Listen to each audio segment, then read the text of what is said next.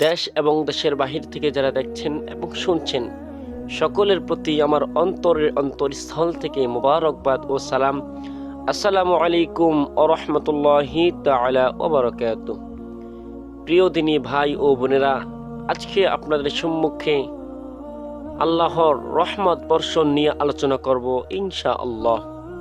ইমাম মুসলিম রহমতুল্লাহ আলাইহি হযরত আবু হুরায়রা রাদিয়াল্লাহু তাআলা আনহু থেকে বর্ণনা করেন, রাসূল পাক সাল্লাল্লাহু আলাইহি ওয়াসাল্লাম ইরশাদ করেন, মান সাল্লা আলাইয়া ওয়াহিদাতান সাল্লাল্লাহু আলাইহি আশরা, যে আমার উপর একবার দুরূদ শরীফ পাঠ করবে আল্লাহ পাক রব্বুল আলামিন তার উপর 10টি রহমত নাজিল করবেন। সুবহানাল্লাহ।